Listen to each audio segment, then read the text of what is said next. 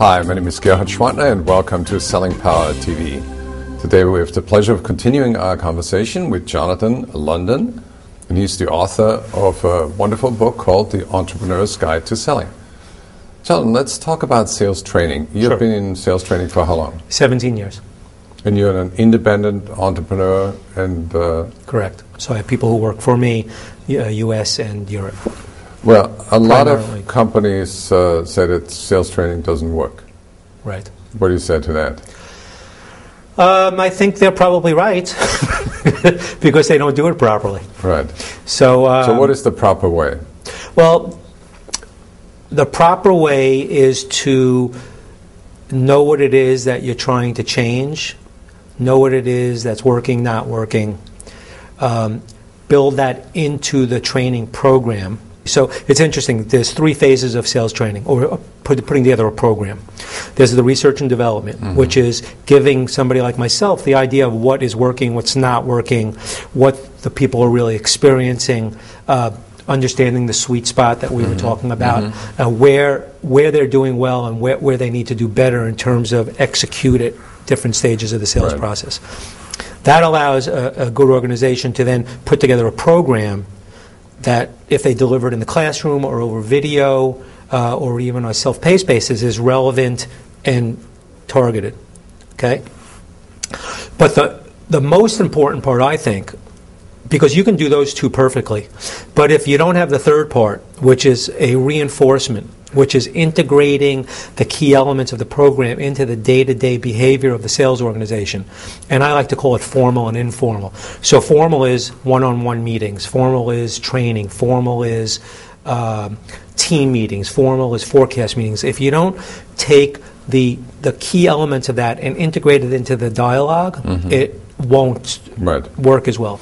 And then there's the informal. The informal is, help, I'm in trouble, I got an opportunity, right? Instead of just talking about the things the way you used to talk about them, you need to bring in the language and the concepts that you've trained your people on. So you need to create this formal and informal environment that's supported by integration into CRM, that has Salesforce integration, that has what I call paper-like tools, very simple tools. So 3 things that I hear from you is education, integration, and conversation. And reinforcement, so forth. So last year, before I started my own business, I was with a company called PictureTell, which was the top video conferencing provider at the time. And my region was #1 for 4 years in a row in the world. Great people. Pretty amazing. Yeah, it was great. We had great people, great product, very exciting time. So my company decided to reward me and my team by giving us a target that was 100% higher, with falling sales prices and more channel conflict than anybody can imagine. In fact, if you looked up the word channel conflict in the dictionary, you would see my company's name. So anyway, and they decided, because I had a very tight territory, which was the Northeast, they wouldn't give me any more resource. Wonderful. So anyway, I took my team off-site. And my team, I meant my direct reports managers, key contributors, and this was really important, key people in headquarters that had to be aligned. And we created what we call a SMART goal.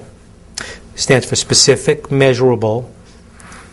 The A for us stands aligned and agreed upon, realistic and timed. And basically, for every person in the organization, by function, we agreed on the common goal and the 3 top priorities. And everybody had the right to tell everybody else no if they were asked to do something that didn't align with the priorities. Now, you can imagine how well that went over initially, right? And I was the guy, so imagine how well that went over for me when I wanted something done and people could say to me, John, great idea, but it's taken us out of focus. We agreed that these are our priorities. Now, we reevaluated those every quarter. Bottom line is we ended up #1 again. We were 110% of target because the organization was so tightly aligned in terms of what needed to be done through every function. And we were, I'll say, rigid about meetings, what happened in the meetings, the one-on-ones, the team, the quarterly, in terms of what we developed and what skills we had to be better at and what plays we had to run.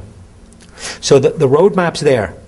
Now there's technology to support that roadmap, right? And there's great technology to support that. So to answer your question, sales training is best if you can start with that kind of alignment and that kind of commitment from the leaders and the people, then use the great technology that supports that, and then stay with it.